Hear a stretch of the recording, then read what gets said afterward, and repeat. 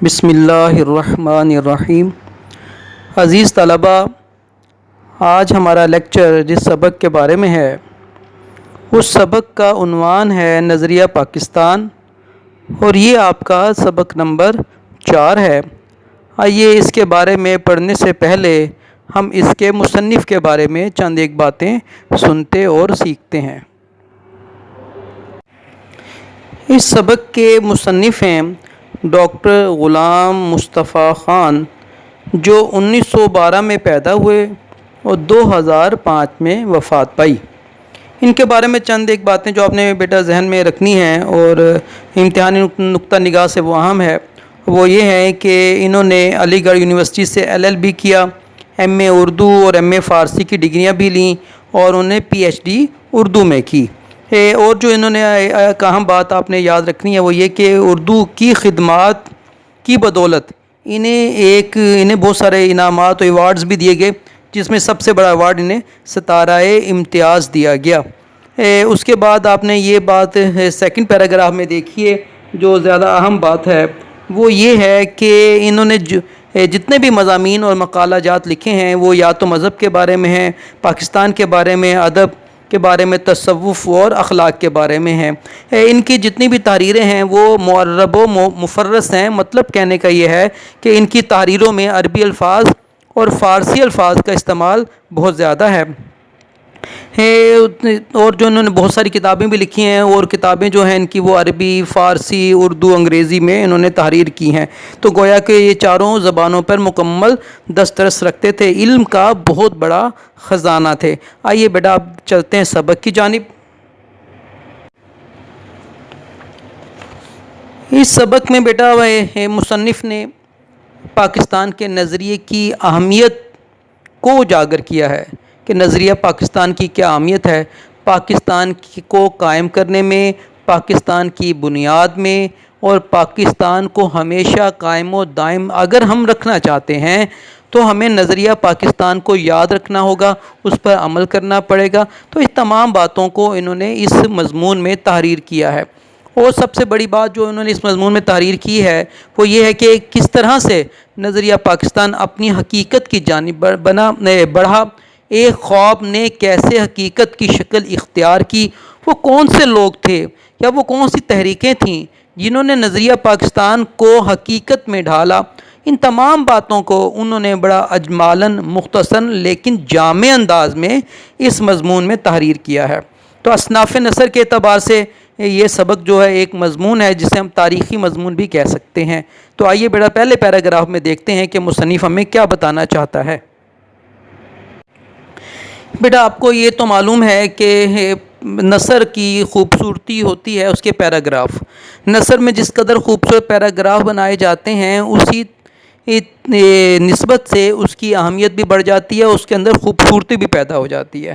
تو اس سبق میں بھی بہت سے پیراگراف ہیں۔ ایک بات اور آپ یاد رکھیے کہ ہر پیراگراف ایک الگ اینٹیٹی ہوتا ہے، یعنی کہ اس کے تحریر کرنے کا مقصد، مطلب، غرض الگ ہوتی ہے، اور دوسرے پیراگراف میں مصنف کوئی اور بات کسی اور انداز سے بیان کرتا ہے، تیسرے پیراگراف میں کوئی اور بات بیان کرتا ہے۔ یہ نہیں ہوتا کہ ایک ہی پیراگراف میں سب باتیں بیان کر دی جائیں، تو ان چیزوں کو بھی آپ نے دیکھنا ہے۔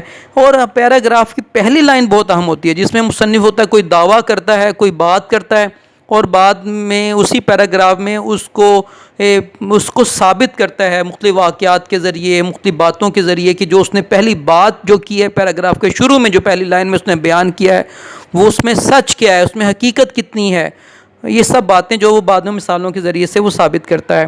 تو اس پہلے پیراگراف میں جو مصنف ہمیں بتانا چاہتا ہے وہ یہ بات ہے کہ مسلمانوں نے ہمیشہ رواداری کا آپ کو اپنا شیوا بنایا، اپنی عادت بنایا، اپنا انداز بنایا۔ رواداری کہتے ہیں بیٹا دوسرے کو برداشت کرنا، دوسرے کو رعایت دینا، دوسرے سے اچھا رویہ اختیار کرنا، نرم رویہ اختیار کرنا۔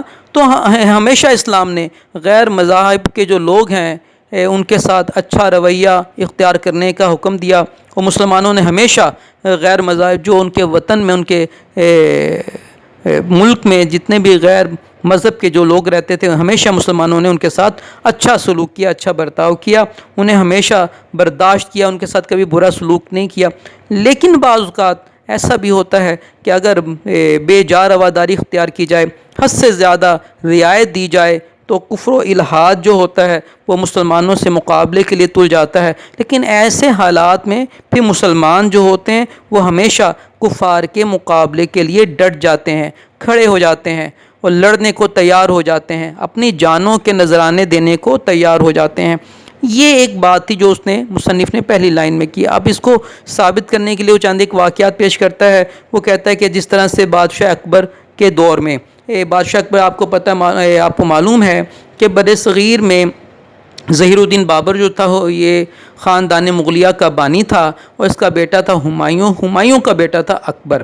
تو اکبر نے اپنی سلطنت کو یہاں پر طوالت دینے کے لیے، اس کو مضبوط کرنے کے لیے، مستحکم کرنے کے لیے، اس نے غیر مذاہب کے جو لوگ تھے، ہندو تھے یا دوسرے جو لوگ تھے، ان کے ساتھ بے جا رواداری اختیار کی، بے جا رعایتیں دیں، انہیں حکومت میں، سلطنت میں بہت زیادہ بڑے بڑے عہدے دے دیے گئے، جس کی وجہ سے بعض اوقات انہوں نے ایسے قوانین بنا ڈالے کہ مسلمانوں کو اپنے طور طریقوں پر، رسم و رواج پر عمل کرنے میں ہی دشواری پیش آنے لگی۔ ان حالات میں جب اکبر نے دین کو تبدیل کر دیا اور غیر مذاہب کے لوگوں کو بہت زیادہ رعایتیں دے کر بہت بڑے بڑے عہدے عطا کر دیے، تو ان حالات میں ایک ایسا شخص جو اس کے مقابلے کے لیے ڈٹ گیا، اور وہ تھے حضرت مجدد الف ثانی۔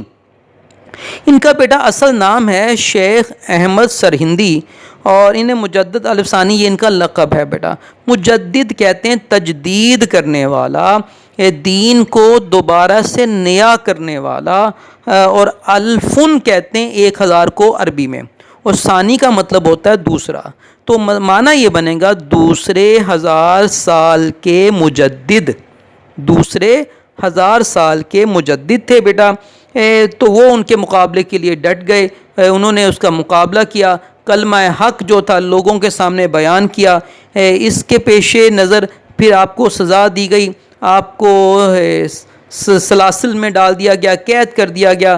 پھر اکبر کے بیٹے جہانگیر نے بھی آپ پر بہت سختیاں کی آپ کے اوپر، لیکن آپ نے اپنی کوششوں سے کبھی بھی ہٹے نہیں، آپ کوششیں اپنی ہمیشہ جاری رکھیں، جس کی بنا پر پھر جہانگیر کا بیٹا شاہ جہاں، اور پھر شاہ جہاں کا بیٹا اورنگزیب دین کا خادم بنا۔ یہ سب آپ کی کوششوں کی بنا پر ہوا۔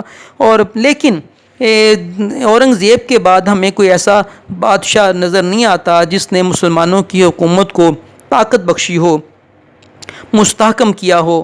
اور انگریزوں نے، اسی دور میں انگریز بھی بر صغیر میں آ گئے اور قدم جمانے لگے، اور انہوں نے آخر کار اس قدر قدم جما لیے اپنی سیاست اور غداروں کو اپنے ساتھ ملانے سے، انہوں نے اتنی طاقت حاصل کر لی کہ وہ مسلمانوں کی سلطنت کو چھیننے کے لیے تیار ہو گئے۔ ان کے مقابلے میں جو لوگ کھڑے ہوئے بیٹا، ان میں یہ سب سے بڑا جو نام ہے وہ سلطان ٹیپو کا ہے۔ سلطان ٹیپو نے بہت مقابلہ کیا انگریزوں کا، بڑے دلیرانہ طریقے سے مقابلہ کیا، لیکن کیونکہ وہ تنہا تھا، اس کے ساتھ اتنے لوگ موجود نہیں تھے، اس کے مقابلے میں انگریز جو تھے وہ زیادہ طاقتور تھے، اور غدار بھی اس کے ساتھ ملے ہوئے تھے۔ آخر کار غداروں کی وجہ سے اور خود کمزور ہونے کی وجہ سے، اور کسی نے ان کا ساتھ نہ دیا، اس وجہ سے سلطان ٹیپو آخر کار شہید ہو گئے۔ پھر یہ بہت زوال کا وقت تھا، اس زوال کی گھڑیوں میں جس نے مسلمانوں کو سنبھالا، اس میں جو سب سے بڑا ہمیں نام ملتا ہے وہ آپ دوسرے پیراگراف میں دیکھتے ہیں، مصنف نے تحریر کیا ہے، وہ ان میں جو سب سے بڑا نام ہے وہ شاہ ولی اللہ دہلوی کا نام ہے۔ اس کے بعد آپ کے پوتے ہیں شاہ اسماعیل، اور پھر شاہ اسماعیل کے مرشد ہیں سید احمد بریلوی۔ ان دونوں شخصیات نے مسلمانوں میں ایک نئی تحریک آزادی اجاگر کی، پیدا کی، اور مسلمانوں کو غلامی سے آزاد کرانے کی ایک کوشش کی۔ لیکن 1831 میں آپ دونوں نے جام شہادت نوش کیا، اور آپ کے بعد انگریز اور طاقتور ہو گئے۔ آخر کار بیٹا 1857 میں ایک جنگ آزادی لڑی گئی مسلمان اور انگریزوں کے درمیان۔ اس جنگ آزادی میں ہندو جو تھے وہ درپردہ انگریزوں سے ملے ہوئے تھے، ان کی غداری کی وجہ سے مسلمانوں کو شکست ہوئی، اور اس شکست کی وجہ سے مسلمان بالکل مجبور ہو گئے، ان سے ان کی جائیدادیں لوٹ لی گئیں، ان کے سامان، گھر بار، کاروبار سب کچھ لوٹ لیا گیا، تعلیمی اداروں سے انہیں نکال دیا گیا۔ تو یہ بہت ہی برے حالات ہیں، ناگفتہ حالات ہیں مسلمانوں کے۔ ان حالات میں سر سید احمد خان نے مسلمانوں کا بیڑا اٹھایا اور انہوں نے انگریزوں سے مفاہمت کو غنیمت سمجھا۔ اس کے بعد جو ہمیں تو بیٹا سر سید احمد خان نے انگریزوں سے مفاہمت اختیار کی، لیکن جلد مسلمانوں کو یہ پتہ چل گیا کہ انگریز اور ہندو جو ہیں وہ کبھی بھی مسلمانوں کی خیر خواہی نہیں چاہتے۔ اسی اثناء میں ہندوؤں نے اپنے آپ کو مزید مضبوط کرنے کے لیے 1885 میں اپنی ایک سیاسی جماعت بنائی جس کا نام کانگریس رکھا، اور وہ ظاہر تو انہوں نے لوگوں کے سامنے، برصغیر کی عوام کے سامنے یہ کیا کہ یہ کانگریس جو ہے یہاں کے جتنی بھی اقلیتیں رہتی ہیں ان سب کی مشترکہ جماعت ہے۔ لیکن مسلمانوں کو یہ بھانپنے میں زیادہ دیر نہیں لگی کہ کانگریس جو ہے وہ صرف ہندوؤں کی جماعت ہے اور ہندوؤں کی بھلائی کے لیے کام کر رہی ہے، وہ مسلمانوں کا بھلا کبھی نہیں چاہتی۔ پھر جو سب سے بڑا اہم واقعہ پیش آیا جب مسلمانوں نے محسوس کیا کہ اب مسلمانوں کی بھی ایک الگ جماعت ہونی چاہیے، تو بیٹا وہ تھی نواب وقار الملک کی کوششوں سے 1906 میں مسلم لیگ قائم کی گئی۔ یہ بات آپ نے ذہن میں رکھنی ہے، 1906 میں نواب وقار الملک کی کوششوں سے مسلم لیگ قائم کی گئی۔ یہ بھی یاد رکھنا آپ نے کہ یہ جماعت جو ہے مسلمانوں کی جماعت تھی، اور اسے ڈھاکہ میں، بنگلہ دیش کا جو دارالخلافہ ڈھاکہ، وہاں پر قائم کیا گیا۔ یہ بات آپ نے ذہن نشین رکھنی ہے۔ اور اس کے بعد بیٹا آپ نے یہ بھی یاد رکھنا ہے کہ اب چند ایک اور واقعات بھی ایسے پیش آئے جس کی وجہ سے مسلمانوں کو یہ بات سمجھ میں آ گئی کہ ہندو کبھی بھی مسلمانوں کی بھلائی نہیں چاہتے۔ وہ تھا 1911 میں تقسیم بنگال کا ختم ہونا۔ غالباً یہ 1905 میں تقسیم بنگال ہوئی تھی، یعنی کہ جس علاقے میں ہندو زیادہ ہیں وہ ہندوؤں کا حصہ بنا دیا گیا بنگال میں، جہاں پہ مسلمان تھے وہ مسلمانوں کے لیے الگ کر دیا گیا، تو الگ الگ کر دیا گیا تھا۔ لیکن ہندو کبھی بھی نہیں چاہتے تھے کہ مسلمانوں کے الگ کوئی علاقہ بنایا جائے، لہٰذا انہوں نے انگریزوں سے ساز باز کر کے 1911 میں تقسیم بنگال کو ختم کر دیا۔ تو اس سے بھی مسلمانوں کو یہ پتہ چل گیا کہ کانگریس جو ہے وہ کبھی بھی مسلمانوں کے ساتھ اچھا سلوک نہیں کرے گی اور مسلمانوں کی بھلائی کبھی بھی نہیں چاہتی۔ ان واقعات کے بعد کچھ ایسے بھی واقعات رونما ہوئے جن واقعات نے نظریہ پاکستان کو مزید مستحکم کیا۔ وہ سب سے بڑی جو اس میں واقعہ ہے وہ ہے بیٹا پہلی جنگ عظیم کا لگنا۔ پہلی جنگ عظیم 1914 میں شروع ہوئی اور 1918 میں ختم ہوئی۔ 1914 میں شروع ہوئی، 1919 میں بیٹا یہ پہلی جنگ عظیم ختم ہوئی۔ اس جنگ عظیم میں جو واقعات پیش آئے ان میں سب سے بڑا ایک واقعہ جو مسلمانوں کے لیے بڑا نقصان کا سبب بنا وہ تھا بیٹا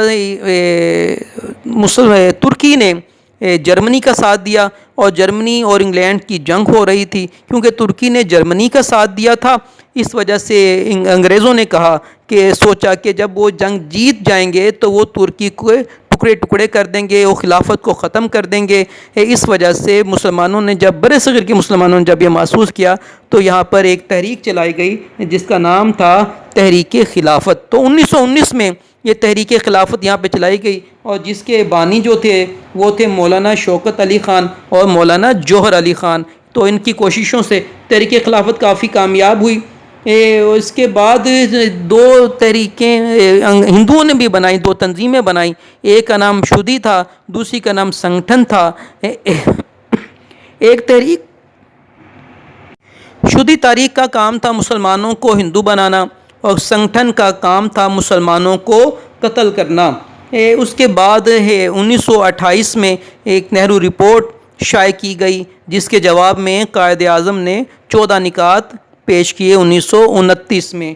تو یہ بیٹا چند ایک چیدہ واقعات سے تھے جن سے مسلمانوں نے یہ اندازہ لگا لیا کہ ہندو کبھی بھی مسلمانوں کی بھلائی نہیں چاہتے۔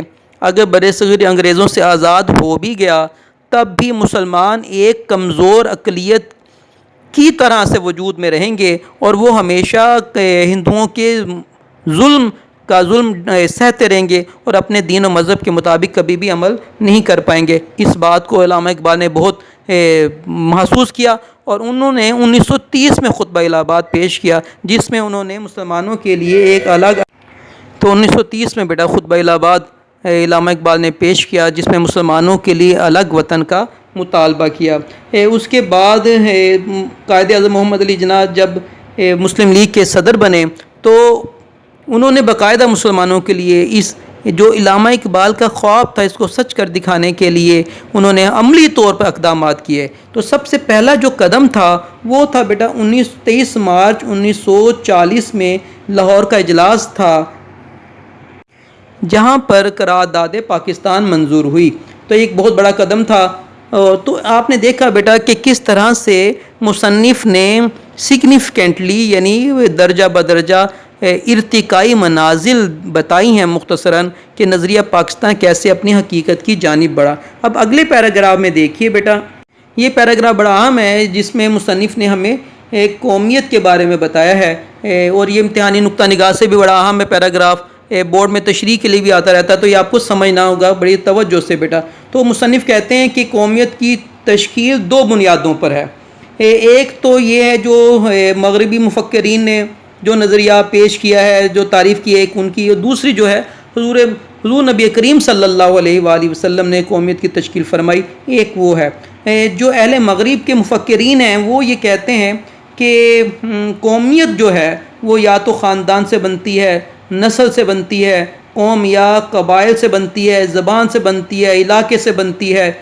زیادہ انہوں نے کیا تو جغرافیہ حدود پر استوار کر دیا کہ جغرافیے سے نہیں، علاقے سے قومیت بنتی ہے، کہ خاص علاقے میں رہنے والے لوگ الگ قوم ہوتے ہیں اور دوسرے علاقے میں رہنے والے لوگ الگ قوم ہوتے ہیں۔ تو انہوں نے اس طرح سے قومیت کو رنگ، نسل، علاقے اور زبان اس میں تقسیم کر دیا، جس کی وجہ سے لوگوں میں تقسیم ہوئی اور لوگوں کے درمیان جنگ ہوئی۔ ان جنگوں کی بنیاد پر بہت سارے لوگوں نے اپنی جانوں کے نذرانے پیش کیے۔ تو یہ تعریف جو تھی یہ غلط تعریف تھی۔ سب سے بہترین تعریف حضور نبی کریم صلی اللہ علیہ وآلہ وسلم نے پیش کی، اور وہ کیا تعریف تھی بیٹا؟ وہ تعریف یہ تھی کہ دنیا میں کہیں پہ بھی کوئی بھی شخص جو ہے جس نے لا الہ الا اللہ محمد الرسول اللہ کا کلمہ پڑھ لیا، چاہے وہ کسی بھی رنگ سے تعلق رکھتا ہے، کسی بھی نسل سے تعلق رکھتا ہے، کوئی بھی زبان بولتا ہے، کسی بھی خاندان سے تعلق رکھتا ہے، کوئی بھی قبیلہ ہے، لیکن جب اس کا نظریہ یہ ہو گیا کہ لا الہ الا اللہ محمد الرسول اللہ پہ اس کا یقین کامل ہو گیا، اب وہ ایک قوم بن گئے۔ اب نہ ان میں رنگ کی تقسیم رہی، نہ نسل کی تقسیم رہی، نہ زبان کی تقسیم رہی، تو گویا یہ تقسیم ختم ہو گئی اس نظریے کی بنیاد پر۔ تو اگر دیکھا جائے تو یہ نظریہ ایک عالمگیر نظریہ ہے، جس کی وجہ سے تمام دنیا کے لوگ متحد ہو جاتے ہیں اور ان کے درمیان کبھی بھی جنگ و جدل نہیں ہوگی۔ تو ایک دوسرا نظریہ ہے، وہ ظاہری بات ہے یہ نظریہ زیادہ بہترین نظریہ ہے۔ تو پاکستان بنانے کا نظریہ بھی یہ تھا۔ اگر ہم دیکھیں دو قومی نظریہ، تو دو قومی نظریے کی بنیاد جو ہے وہ اسلامی قدروں پر ہے۔ ہم یوں بھی کہہ سکتے ہیں کہ نظریہ پاکستان کی بنیاد اسلامی نظریہ حیات پر ہے۔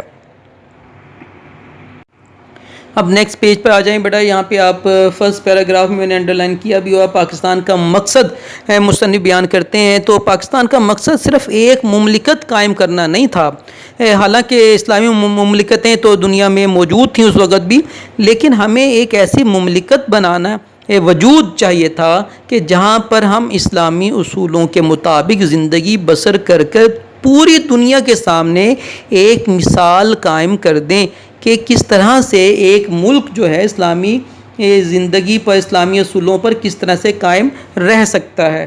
اس پیراگراف کی لاسٹ لائن میں دیکھیے بیٹا، وہ مصنف کہتے ہیں کہ قائد اعظم محمد علی جناح کی پرخلوص قیادت، مسلمانوں کے یقین، اتحاد اور عمل پیہم کی وجہ سے 14 اگست 1947 کو پاکستان معرض وجود میں آ گیا۔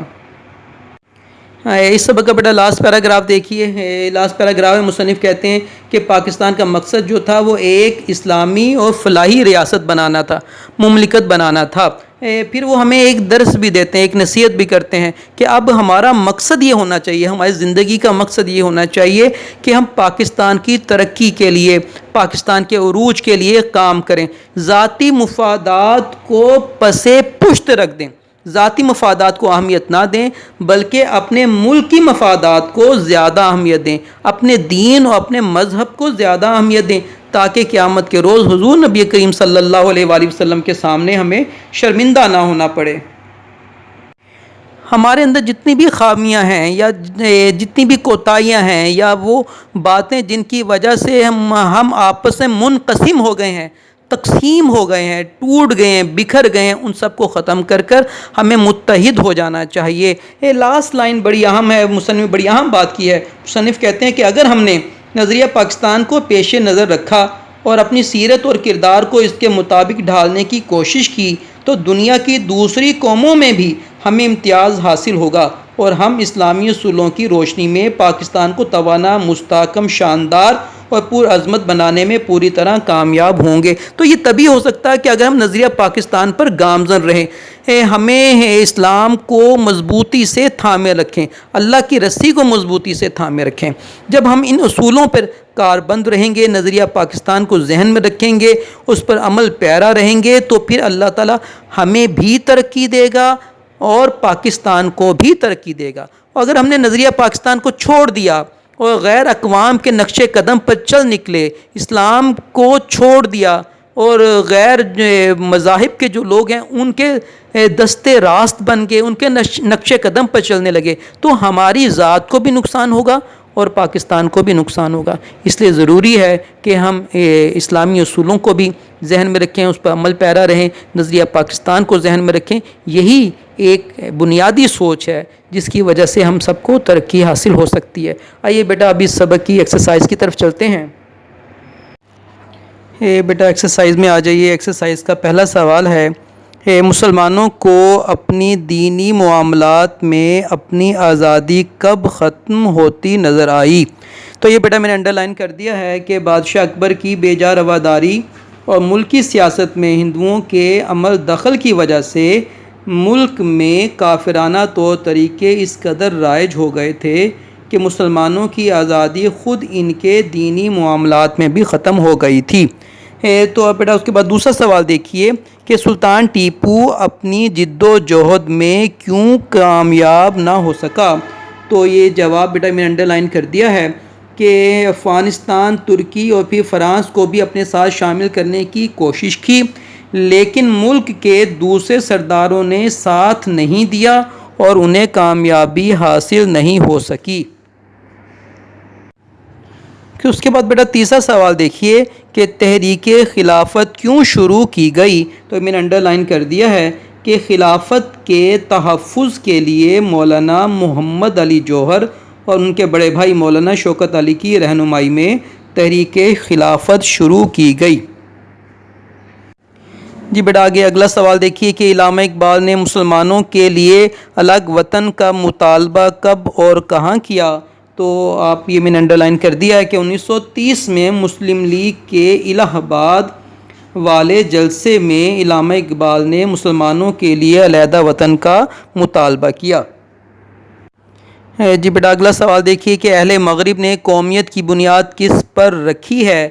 اہل مغرب نے خاندانی، نسلی اور قبائلی بنیادوں میں ذرا وسعت پیدا کر کے قومیت کی بنیادیں جغرافیائی حدود پر استوار کیں اور کہا کہ قوم وطن سے بنتی ہے، یا آپ علاقہ بھی کہہ سکتے ہیں کہ انہوں نے کہا کہ قوم جو ہے وہ علاقے سے بنتی ہے۔ تو بیٹا یہاں تک اس کا جواب ہوگا۔ اگلا سوال دیکھیے بیٹا مسلمانوں کی قومیت کی بنیاد کیا ہے؟ تو آپ اس کا جواب تحریر کریں گے کہ مسلمانوں کی قومیت ایک نظریاتی قومیت ہے جو لا الہ الا اللہ پر قائم ہے، یعنی یہ کہ نسل، رنگ اور وطن کی بنیاد پر نہیں بلکہ ایک نظریے، ایک عقیدے اور ایک کلمے کی بنیاد پر وجود میں آئی۔ یہاں تک بیٹا اس کا جواب تحریر کریں گے۔ اگلا سوال دیکھیے بیٹا شدھی اور سنگٹھن کی تحریکوں کے مقاصد کیا تھے؟ یہ بیٹا میں نے انڈرلائن کر دیا ہے اس زمانے میں ہندوؤں نے مسلمانوں کو ہندو بنانے کے لیے شدہی کی تحریک شروع کی اور ان کو ختم کرنے کے لیے سنگٹھن کی تحریک بھی شروع کی۔ اس کے بعد بیٹا یہ ایم سی کیوز دیکھیے۔ پہلا ایم سی کیوز ہے کہ سبق کے مصنف کا نام کیا ہے؟ تو اس کا نام میں نے ٹک کر دیا بیٹا، ڈاکٹر غلام مصطفیٰ خان۔ اگلا ایم سی کیوز ہے، اکبر کے دور میں دین کی سربلندی کے لیے کس نے سختیاں جھیلیں؟ تو ان کا نام ہے حضرت مجدد الف ثانی۔ وہی میں نے آپ کو بتا دیا کہ اصل نام ان کا تھا شیخ احمد سرہندی تھا، اور مجدد کا مطلب ہوتا ہے تجدید کرنے والا، نیا کرنے والا۔ الفن کہتے ہیں 1000 کو، ثانی کا مطلب ہوتا ہے 2، تو اس کا معنی بنے گا دوسرے 1000 سال کے مجدد۔ اگلا ایم سی کیوز دیکھیے بیٹا، سید احمد بریلوی اور شاہ اسماعیل کب شہید ہوئے؟ تو یہ 1831 میں شہید ہوئے۔ کانگریس ہندوؤں کی سیاسی جماعت تھی، یہ کب قائم ہوئی؟ تو اس کا جواب ہے 1885 میں۔ مسلم لیگ جو کہ مسلمانوں کی سیاسی جماعت تھی، کب قائم کی گئی اور کس نے قائم کی؟ تو یہ بیٹا نواب وقار الملک نے قائم کی تھی 1906 میں ڈھاکہ میں۔ اور بیٹا آخری ایم سی کیوز ہے، مصنف نے دنیا میں قومیت کی تشکیل کی کتنی بنیادیں بتائی ہیں؟ تو اس کا جواب ہوگا 2۔ تو پیارے بچوں، یہ تمام باتیں جو اب آپ نے ذہن میں بھی رکھنی ہیں، سوال جواب یاد کرنے ہیں بیٹا، آپ نے اس کا خلاصہ بھی نوٹس میں سے یاد کریں، اس کو تحریر کریں۔ یہ سبق امتحانی نقطہ نگاہ سے بہت عام ہے، خاص طور پہ اس سبق کا پہلا پیراگراف اور 2 قومیت والا جو پیراگراف تھا وہ، اور لاسٹ پیراگراف، یہ اکثر تشریح کے لیے بورڈ میں پیپر میں آتے رہتے ہیں، تو ان کی تشریح اچھی طرح سے بیٹا آپ کیجئے۔ اللہ تعالیٰ آپ کا حافظ و نگہبان ہو، اللہ تعالیٰ آپ کو صحت دے، آپ سب گھر والوں کی حفاظت کرے۔ انشاءاللہ بیٹا اگلے لیکچر میں ہم پڑھیں گے پرستان کی شہزادی۔ السلام علیکم۔